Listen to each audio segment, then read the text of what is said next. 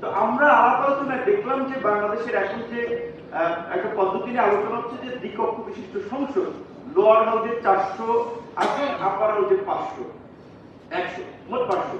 সেই আপার হাউসের 100 প্রাথমিকভাবে ক্রিয়া পদ্ধতিতে হবে। আমরা বলছি সেটাও যদি হয় আলহামদুলিল্লাহ, আমরা পুরোটা চেয়েছি, পুরোটা হয় নাই, অর্ধেক হচ্ছে।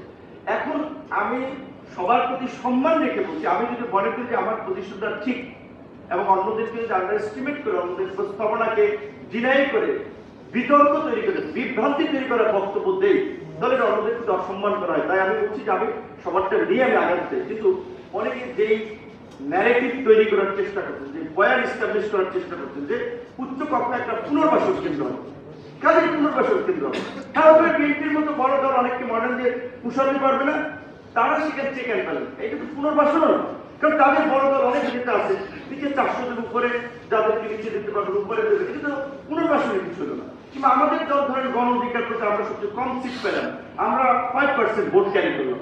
তো আমাদের মতো দলে এখানে যে সমস্ত ইয়ং ছেলেপেলে আছে, এখানে তো 50টা ছেলেপেলে আছে অন্তত, সক্রিয়ভাবে এমপি হওয়া, তাহলে 5টা পুনর্বাসন আমি তো ন্যায্যতাই নিশ্চিত করতে পারবো।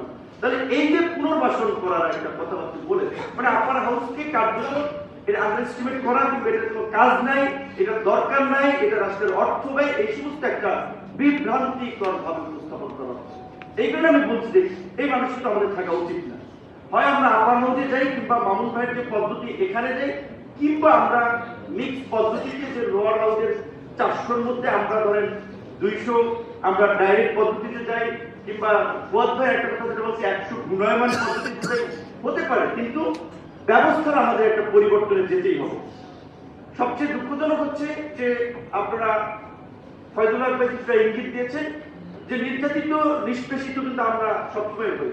আওয়ামী লীগের আমলে হয়েছে, এই সরকার আমলেও লাঞ্ছিত হচ্ছে হচ্ছে কিন্তু এই সরকারের পরিবর্তনের যদি ইন্ডিভিজুয়াল ক্যারেক্টারকে মূল্যায়ন করে, তারা আমাদের মূল্যায়ন করে, আমাদের সেই স্যাক্রিফাইস এবং ধারাবাহিক লড়াই আছে। তো তারপরে এই সরকার আনকন্ডিশনাল সমর্থন দিয়েছিলাম, অনেক আশা, অনেক মোহ নিয়ে, কিন্তু সমস্ত মোহ ভেঙে খান খান হয়েছে। যখন তাদের কর্মকাণ্ড একের পরে দেখতেছি, জাতিসংঘের মানবাধিকার কমিশন কার্যালয়ে আপনার দিয়েছে, কারোর সাথে আলাপ করেছে। এইটা কি এই non political government, interim government এই ধরনের সিদ্ধান্ত নিতে পারে?